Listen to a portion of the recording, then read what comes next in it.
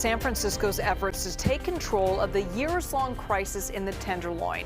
We've shown you how outreach efforts are trying to connect the homeless and the addicted to help.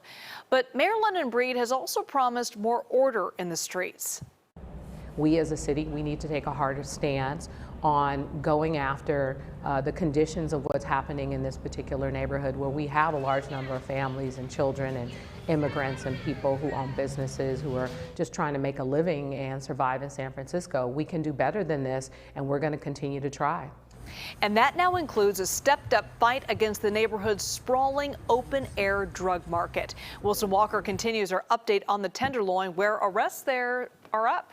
Yeah, well, there was a lot of discussion and debate back at the start of 2022 at what was described to be a change of posture by the mayor and an enforcement on drug dealing, but that never really materialized. And now there is a different district attorney, and she is working with police to get more aggressive. I've been here 40 years. No kidding. No, I wish I was kidding. Yeah, just recently, I really would like to be able to get out of San Francisco, but I got housing now. All right. After 40 years in the neighborhood, Kirk Gordon finally has a stable home, as well as some Tenderloin frustrations. One of them is the city's inability to get more people into housing, and the other is the neighborhood's notorious open-air drug market. Finally, the police, I guess she's just giving them the okay, because all of a sudden, they've been throwing a lot of arrests. I see them blocking off and running these the dope dealers to different corners. Extra baggies.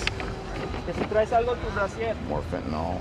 A typical bust made by a 6-member undercover team launched in November, and just days later, more arrests at the very same corner. So, man, you speak English? Spanish? There are new rules. A uniformed officer must be on hand, but it's not slowing them down. At the start of April, Tenderloin Station had made 217 arrests, putting them on pace to pass last year's total by more than 50%. We have recovered triple the amount of drugs year to date as opposed to last year. We have charged almost double the amount of cases in the period since I took over compared with that period the previous year. District Attorney Brooke Jenkins began her tenure by coming to this neighborhood and promising action against drug dealing. And while the busts are really old-fashioned police work, they are hitting challenges. Complaints were filed against one officer alleging he was unfairly targeting Latinos. Officers say they are simply targeting fentanyl and problematic corners. And as for prosecutors, their drug cases are just now reaching courtrooms, and the first 2 ended with hung juries.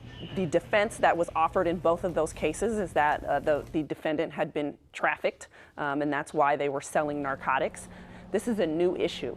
When I was handling drug dealing cases 5 years ago, there was no allegation that anyone was being trafficked, so it's something that we are having to adapt to rapidly. Now ask around in the areas where police are working, and it is not hard to find those who say the arrival of just a stepped-up presence is long overdue. We have tried to call the police many times, but before sometimes they come, but sometimes they not. So that's why right now it's really better the police on the streets right now. They are. Last year we heard from neighbors who said that civilian patrols like Urban Alchemy only pushed issues around the neighborhood, and now with the targeted police patrols, They moved them all the way up to Post Street almost. So they move them block to block, or they move them around the block. We'll meet you at the station. If you haven't addressed the underlying causes and reasons that folks are out there dealing, if you haven't invested in the community, you're just moving people around.